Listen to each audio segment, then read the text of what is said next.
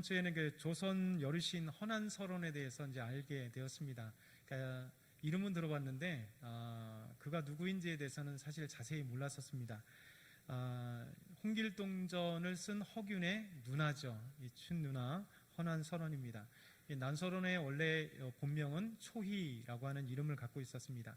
이 헌안설원은 8살 때에 광안전 백옥루 상량문이라고 하는 아주 유명한 시를 지음으로써 여류 천재 시인으로 그렇게 불린 사람입니다. 헌안설원은 그의 아버지가 초당 허엽입니다. 그러니까 강릉에 가면 초당두부 아시죠? 초당두부. 그 초당리가 바로 이 헌안설원의 아버지 초당, 그 호를 따서 이 마을 이름을 지은 것입니다. 그래서 허엽의 사람을 듬뿍 받고 자란 딸입니다. 그 당시 사실 조선은 여자에게 그 한문을 가르치지도 않고 혹시 사대부가래도 글을 가르친다면 언문, 그 한글 정도 겨우 가르칠 정도였는데 이 헌안설원은 아버지 조당 허엽 이분이 딸에게도 동일하게 한문을 가르치고 학문을 가르치고 시를 가르쳤습니다. 그래서 이 헌안설원의 오빠 허봉과 그리고 동생 허균과 함께 남녀 차별 없이 아들, 딸 구별 없이 허엽은 그들에게 학문을 가르치고 또 이렇게 귀한 시도 가르쳤습니다. 그때부터 8살 때 그 전부터 이 헌안설원이 시문에 아주 탁월했기 때문에 그를 사랑했던 오빠 허봉이 사랑하는 동생, 여동생을 위하여 그 당시에 서자였지만 그래서 관직을 나갈 수는 없었지만 시문에 탁월했던 송곡 이달에게 부탁을 해서 더 시를 배울 수 있도록 그렇게 했습니다. 이 허봉은 외국에 이제 명나라에 사신을 갔다가 돌아올 때도 자기 여동생 헌안설원을 위해서 서책들, 당시의 시집이나 여러 문집들을 꼭 사갖고 가져올 정도로 동생을 그렇게 사랑했습니다. 그래서 아버지의 사랑을 듬뿍 받고 오빠의 사랑을 듬뿍 받고 또 가족의 사랑을 듬뿍 받았던 헌안설원. 근데 허봉 오빠에 의해서 15세 때 김경엽이라고 하는 사람을 만나게 되었습니다. 김성립. 김성립이라고 하는 분을 만나서 이제 중매를 통해서 오빠의 중매로 15살 때 시집을 가게 되었지요.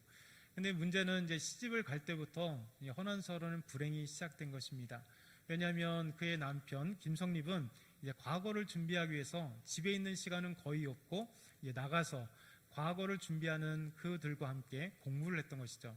근데 과거를 한 번 떨어지고 두 번 떨어지고 자주 떨어졌어요.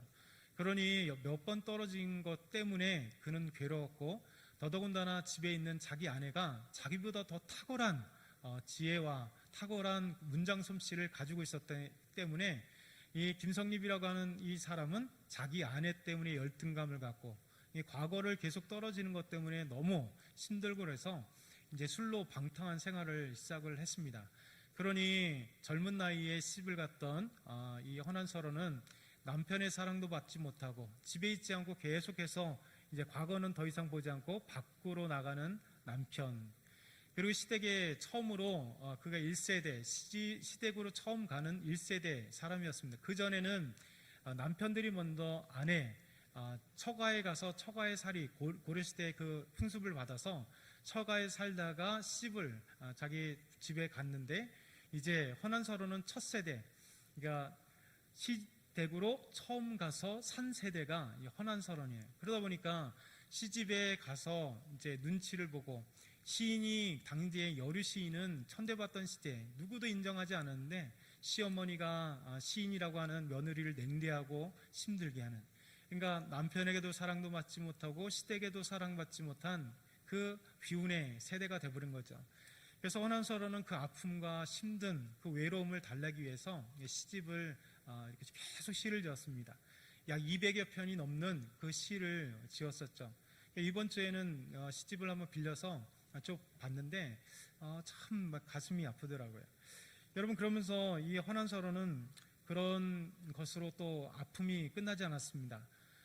결혼한 지 얼마 뒤에 아버지가 그 관직을 수행하다가 이제 관직을 그만두고 집에 오는 가운데 오다가 객사를 했어요. 자기를 너무 사랑했던 아버지의 죽음, 그 뒤에 자기가 사랑했던 어린 딸이 전염병으로 바로 죽게 되었습니다. 그리고 1년 뒤에 자기 아들이 또 전염병으로 죽게 되었죠. 그 충격 때문에 이게 뱃속에 있는 아기도 그러니까 낙태가 아니라 그 유산하는 그 아픔을 경험했습니다. 그러니까 그에게 또 찾아온 그 아픔은 자기를 그렇게 사랑하고 귀여워해주고 인정해줬던 오빠가 이 관직에서 물러나고 유배했다가 너무 힘들어서 그가 술로 지내다가 죽음의 소식을 38살이라는 짧은 시기로 오빠가 죽는 소식을 전해 듣게 되었습니다. 그러니까 이런 어떤 여러 일련의 그 아픔과 슬픔, 죽음의 소식 때문에 허난서론은 27살이라고 하는 짧은 생애를 마치고 죽게 되었습니다. 이 허난서론의 이 이야기를 쭉 삶을 보면서 시집을 읽었다 그랬잖아요. 이 허난서론을 알고 난 뒤에 시집을 빌려서 읽어보니까 그 시 하나하나가 다 이해할 수는 없지만 그 삶을 이해하고 그 사람을 이해하니까 허난서론이 기록했던 그 시 하나가 감동이 되는 거예요.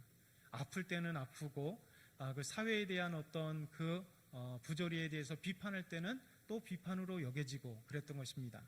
사실 허난서론이 27살 때까지 많은 시를 지었음에도 불구하고 사실 그 누구도 알아주지 않았습니다.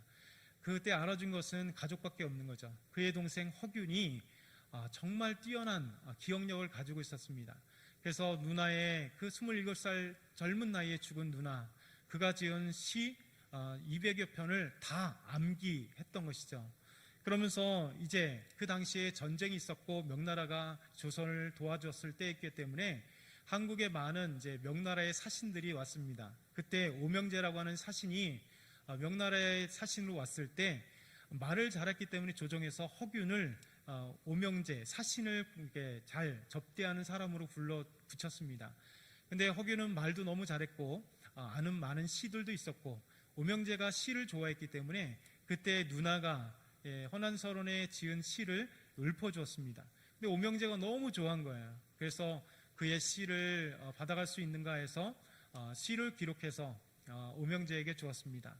그리고 오명제는 명나라로 돌아가서 조선시선이라고 하는 조선시대뿐만 아니라 고려 많은 한국의 문장가인 그 시들을 이제 편집해서 그 시를 기록하고 그렇게 명나라의 조선이란 나라의 시인들을 소개했죠. 그 조선시선이라고 하는 오명제가 출판한 이 책 가운데 가장 많이 기록된 것이 58편의 허난서론의 시가 들어있는 겁니다. 그러니 오명제가 얼마나 허난서론의 이 여류 시인, 누구도 몰랐던 그 여류 시인의 그 아름다운 시를 보고 감탄했고, 그래서 명나라에 그것을 하면서 한국은 허난서론의 그 아주 후대에 허난서론의 시가 인기가 있었지만 아무도 모르는 그때 오히려 명나라에서 허난서론의 시들이 많이 읽히고 지금까지도 허난서론의 시가 많은 사람들에게 읽히면서 그렇게 감동을 주었습니다. 허난서론의 그 시를 읽으면서 그 삶을 보면서 이 감동이 됐었어요. 그 중에 아이들을 먼저 잃었다고 했잖아요. 사랑하는 딸을 먼저 잃고 사랑하는 아들을 먼저 잃고 그 죽은 아들 앞에서 그 무덤 앞에서 눈물을 흘리는 허난서론이 시를 지은 게 있습니다. 그 시가 아들의 죽음에 울다. 이제 한문으로 되어 있지만 이제 번역해서 시집으로 낸 거죠. 이렇게 됩니다. 지난날 귀여운 딸을 잃었고 올해는 또 사랑하는 아들이 떠났네. 슬프고도 슬프다 광릉의 땅이여. 두 무덤이 나란히 마주보고 있구나. 사시나무 가지에는 오슬오슬 바람이 일고 숲속에선 도깨비불 반짝이는데 지전 태우며 너의 넋을 부르며 너의 무덤 앞에 술자를 붓는다. 안다 어미가 너희들 넋이나마 밤마다 만나 정답게 논다는 것. 비록 뱃속에 아기가 있다 하지만 어찌 제대로 자라기나 바랄 것이냐. 하염없이 슬픈 노래 부르며 피눈물 슬픈 울음 혼자 삼키네. 그러니까 그 삶을 딱 이해하면 이 시를 딱 읽을 때 그 감정이 새로운 거죠. 그렇게 사랑하는 아들, 딸, 그의 무덤 앞에서 엄마가 슬퍼하는 그 어머니의 마음, 엄마의 마음. 그러면서 밤마다 사랑하는 자식들이 그냥 꿈에 또 생각에 함께 논이는 모습을 이렇게 생각하면서 시를 지은, 이 시를 보면서 가슴이 뭉클하면서 막 눈물이 나더라고요. 이것이 삶을 이해할 때 그 사람의 어떤 문학이나 시나 그 사람의 언어에 대한 그 사람이 말하는 그 진정성의 깊이를 알 수 있는 것이죠. 오늘 말씀도 마찬가지입니다. 사실 사도 바울을 알 때, 사도 바울이 누구인가를 알 때 그 의미를 알게 되는 것입니다.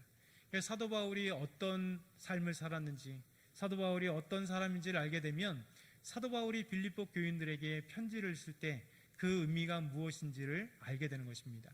저희는 지금까지 계속 수요일 빌립보서를 통해서 사도 바울이 사랑하는 빌립보 교인들에게 정말 사랑하는 마음으로 그들에게 하나님의 말씀을 전달하고 그리스도인을 어떻게 살아야 될지에 대한 말씀들을 한 것을 기억합니다.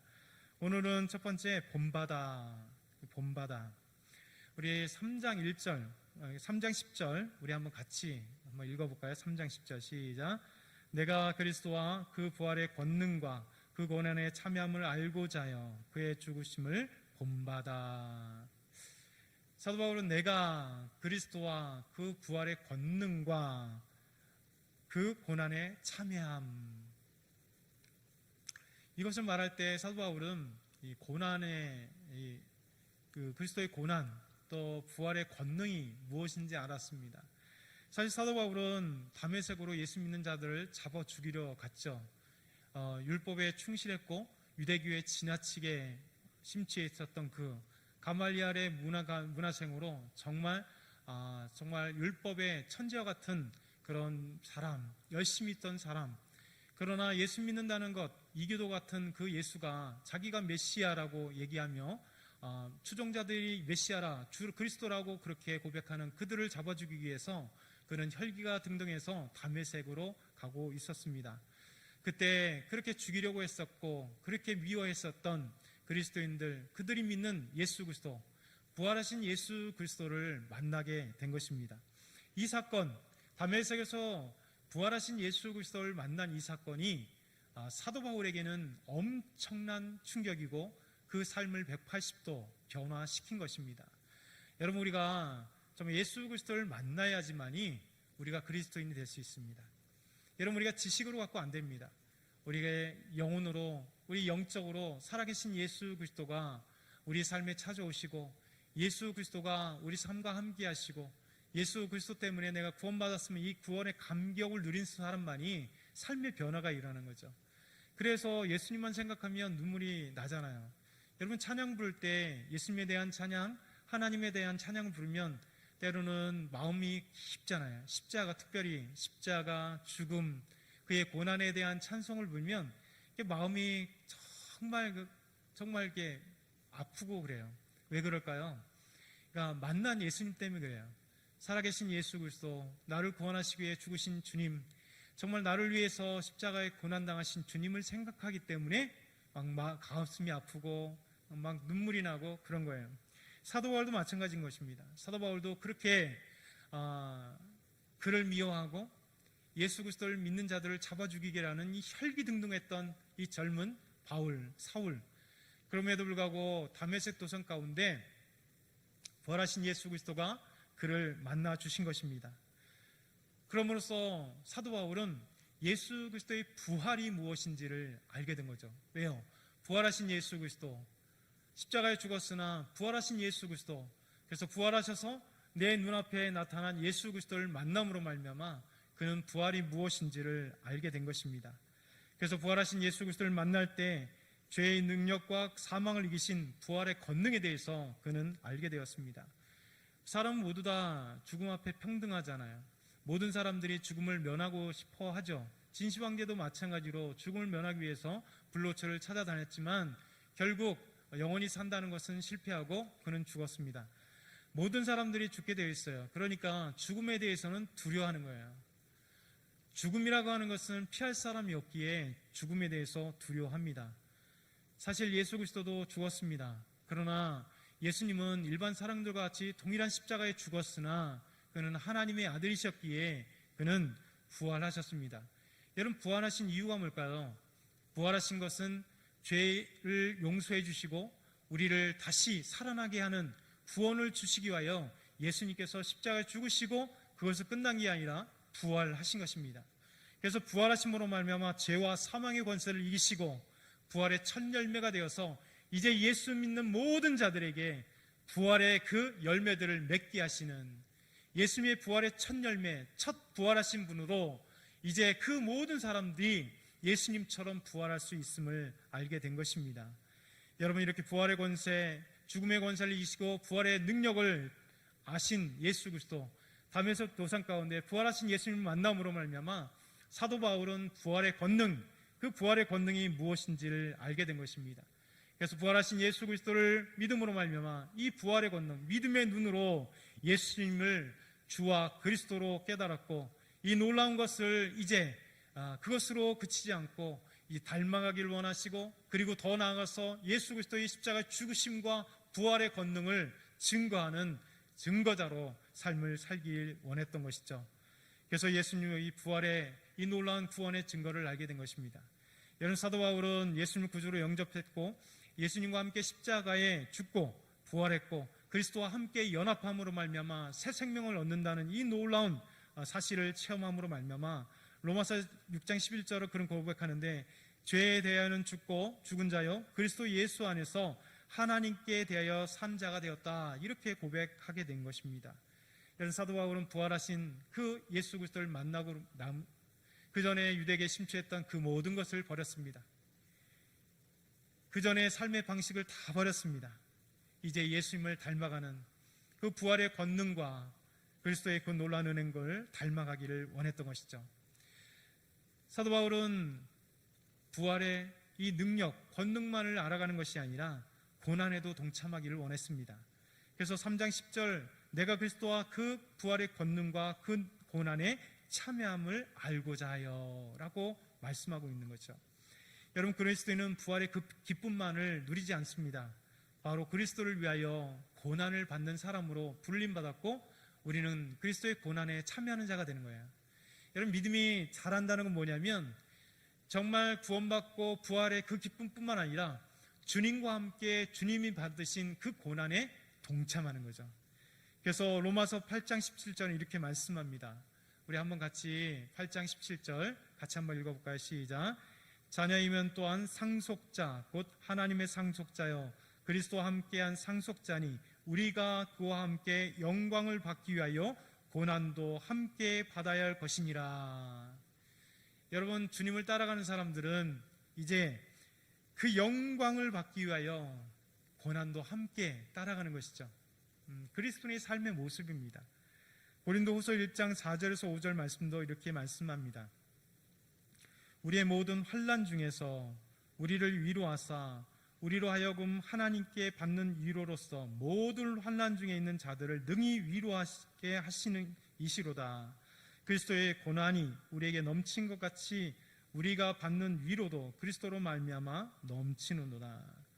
여러분, 그리스도인들은 이 고난, 환난을 받게 된다는 겁니다. 근데 우리가 왜 주님을 위하여 환난을 받고 고난을 받느냐? 우리 하나님이 위로하시고 우리 하나님이 그 고난을 알아주시기 때문에 그런 것이죠. 만약에 우리가 주님을 위해서 주님을 닮아감으로 주님이 받으신 그 고난에 동참하는데 주님이 아무것도 모르신다, 외면하신다, 그러면 우리는 어떻게 될까요? 정말 한탄스러울 거예요. 왜 그렇지 하나님? 왜 모르실까? 주님은 그렇지 않습니다. 우리가 주님을 위하여 받는 고난들을 다 알고 계세요. 주님을 위하여 고난받는 것, 환난받는 것 주님이 아시고 위로하시고 함께 하신다, 주님 말씀하십니다. 그래서 우리 진정 그리스도인들은 그리스도의 고난에 동참하도록 부르심을 받았죠. 베드로전서 2장 21절 말씀하십니다. 우리 한번 같이 베드로전서 2장 21절 같이 읽겠습니다. 시작. 이를 위하여 너희가 부르심을 받았으니 그리스도도 너희를 위하여 고난을 받으사 너희에게 본을 끼쳐 그 자취를 따라오려 하려 하셨느니라. 여러분, 예수님께서 본을 보이셨대요. 그래서 이제 우리가 따라갈 수 있도록, 우리는 너희가 부르심을 받았으니 그리스도도 너희를 위하여 고난을 받으사 너희에게 본을 끼쳐 그 자취를 따라오게. 그러니 주님이 우리를 위하여 고난을 받은 것처럼 우리도 주님을 위해서 고난받는 것을 따라가는 것이죠. 사실 예수님은 죄 때문에 고난을 받지 않았습니다. 또 주님은 우리 하나님의 뜻을 위하여 고난받으셨죠. 예수님은 악인들 때문에 애매한 고난을 받으셨습니다. 고초를 받으셨습니다. 예수님은 선을 위해서 고난을 받으셨죠. 구원을 받기 위해 고난을 받으셨습니다. 그렇기 때문에 우리가 예수님의 고난에 동참하는 것입니다.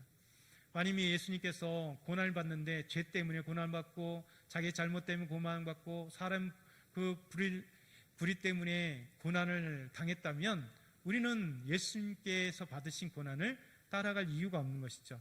그러나 주님 받으신 고난은 우리 영혼을 풍성하게 하기 위해서, 우리를 구원하시고 우리의 삶을 윤택하게 하기 위해서 우리 주님은 기꺼이 고난을 받으셨습니다.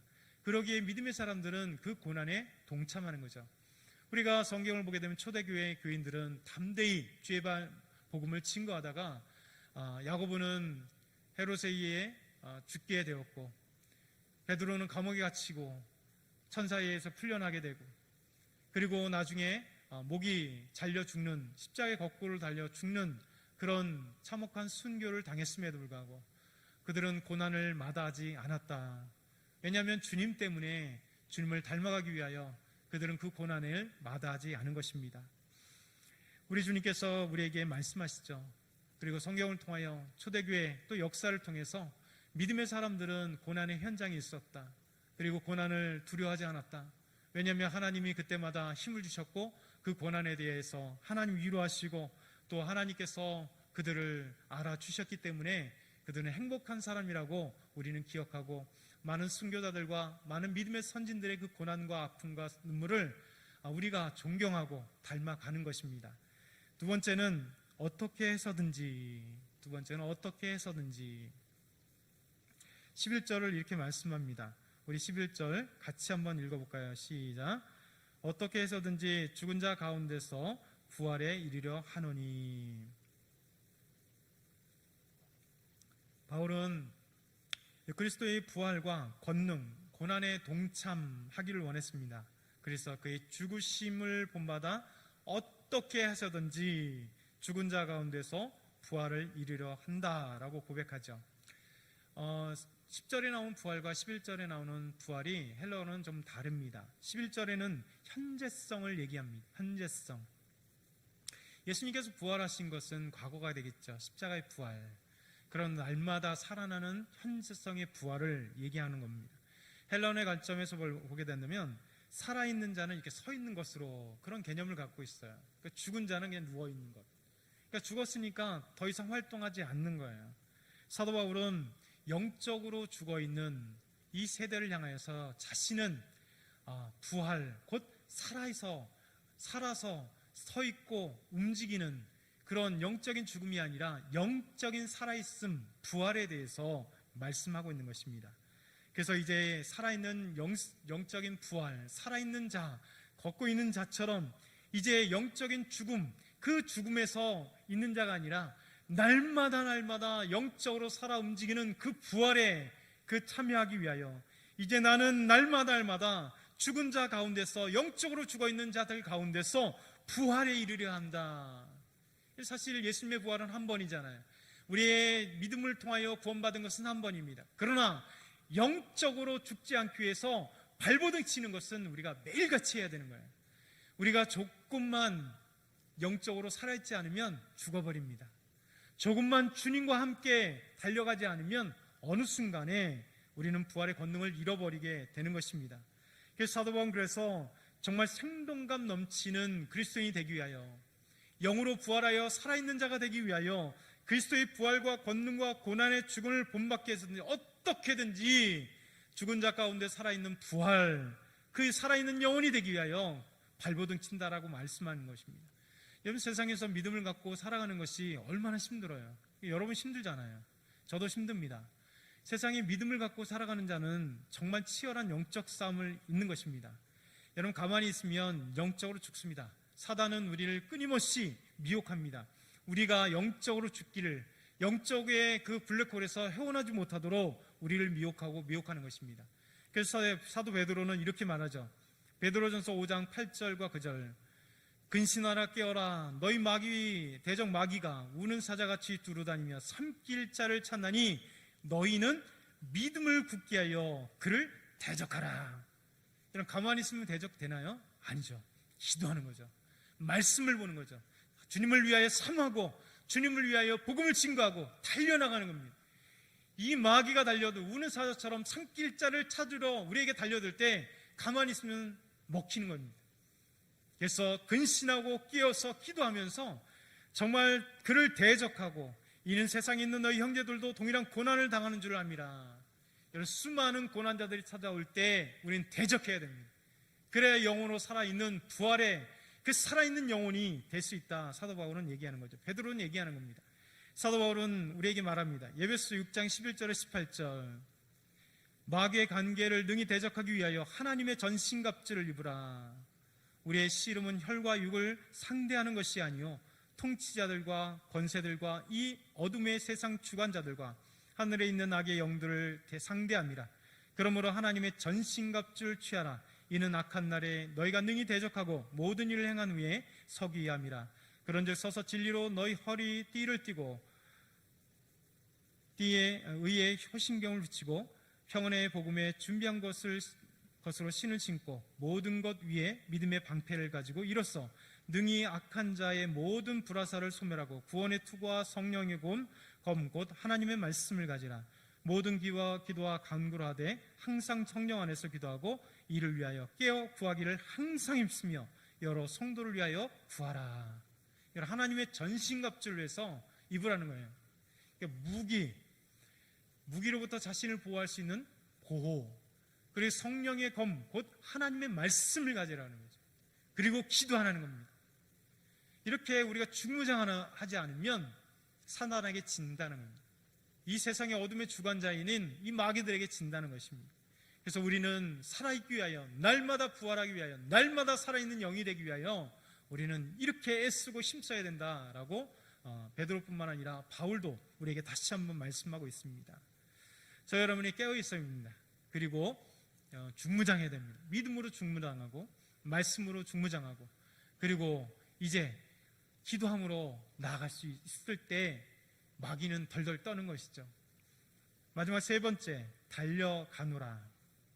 우리 12절 여러분이 한번 같이 읽어볼게요. 여러분이 읽겠습니다. 12절 준비 시작.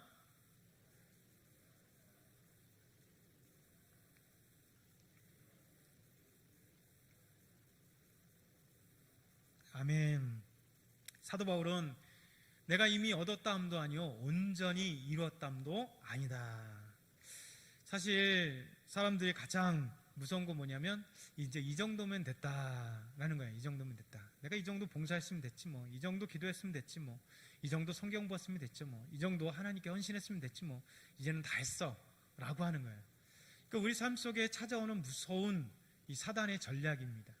그래서 이제 충분하다, 다 얻었다, 다 이루었다, 이제는 자리에서 머물자, 이 정도 직분 받았으면 이제 됐지, 뭐 내가 얼마나 더 해야 돼? 아니요, 우리는 끊임없이 달려가야 됩니다. 여러분, 말씀을 매일같이 먹어야 됩니다. 우리가 말씀을 뭐라고 보통 비유해요? 밥으로 비유하잖아요.